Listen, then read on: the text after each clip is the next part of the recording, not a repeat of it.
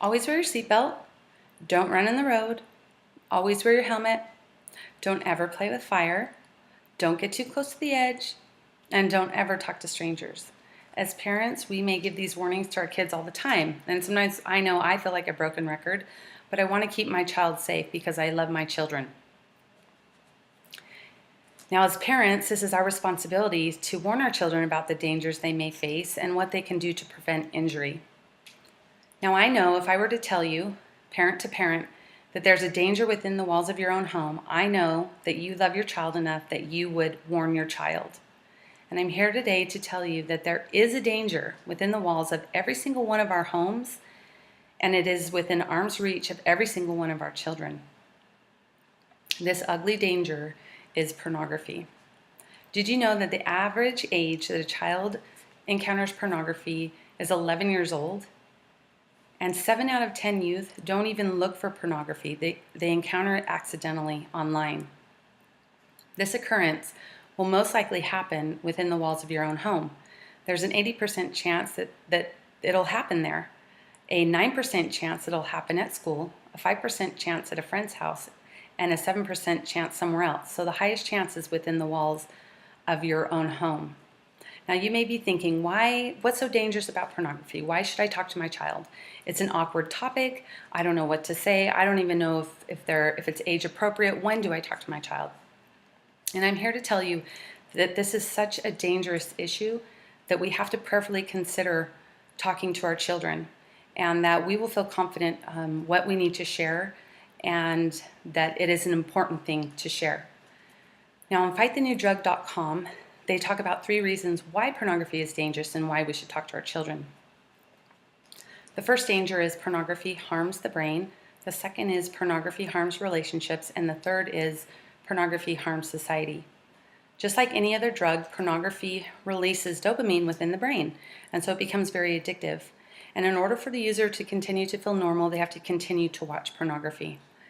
They also have to sometimes increase the amount that they're watching and the level of the pornography that they're watching in order to continue to get that high. And number 2, pornography harms relationships. Pornography is a fantasy, and it makes it hard for the viewer to have real loving relationships. In pornography, everything from the way that people have sex to the way that people look is a lie, and so the user searches for something that doesn't exist and isn't a part of reality, and so it harms them from being able to establish these relationships. Dr. Gary Brown, he is a therapist who's worked with people with pornography problems for over 30 years, says that pornography kills love. And pornography is also a big reason why there has been such an explosion of divorce. And 56% of these divorces are because one of the people in the marriage had a pornography problem. Now, pornography harms society. Within pornography, there's a lot of violence, and this can cause a user to also become violent. Now, this doesn't mean that somebody who watches pornography is going to be an abuser, but there is a lot of humiliation and violence within pornography, and that can harm our society. Pornography hates families. There's been a lot of research done that says that when there is pornography within a relationship, there's less intimacy, there's more anxiety, more depression, more isolation, and more dysfunction within a relationship. So I picked this topic because I'm very passionate about this topic. I know that these dangers are real. I have felt the negative effects of pornography in my life, and pornography really does ruin families. And I know that we have got to stand up as parents and prevent our children from becoming addicts. If we don't, we are going to raise children with unclear expectations of what a good relationship is and what a good sex life is. If we stand up and we talk about what they can do when they're confronted, it's not a matter of if they're confronted, but a matter of when. And if we talk to them about this, they will know what to do when they see it. They'll be able to turn away from it, and they will be able to grow into wonderful adults free of this awful addiction. They will be able to cultivate relationships that are meaningful, and they will have healthy sex lives. I want to share with you a few things that you can do as a parent to keep this ugly danger out of your home. The first thing is talk to your child. You have to talk to your child.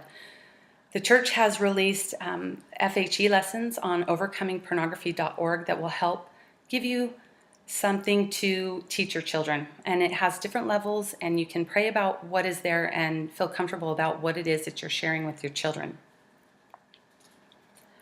Number 2, turn on all filters and blocks on your computer, and consider maybe getting a program that will keep all of this garbage off of your computer. Now, we can't rely 100% on these things. As parents, we still need to have rules, but we need to do what we can to keep our computers and our children safe. Keep your computers in a high traffic area. Don't let your children get on the computer in their bedrooms. When they're in a high traffic area, it's a lot harder to look at pornography. Number 4, go and join fightthenewdrug.com. This is a wonderful website. It gives a lot of great information. I got most of my information from this website. It'll educate you as a parent, and it will also teach your children why they need to stay away, and it will encourage and inspire them to stay away from this ugly issue. Elder Richard G. Scott counseled, "Parents, be aware that the addiction of pornography can begin at a very early age. Take preventative action to avoid this tragedy." And this is what I'm trying to talk about today, preventative action. We can't think, oh, it'll be fine, my child's never going to see it, it's not that big of a deal, I don't know if I should talk about it, it's awkward. They are going to encounter it. And you have to give them the tools that they will know what to do when they do encounter it, and they can turn away. Parents, we must take initiative. We must take a stand on this issue. We have to talk to our children. We have to. We can't think that they will be okay and that they're never going to encounter it. Please take a stand. Please consider what I'm saying today. Protect your children. Protect your family. Stand up. And please fight this new drug.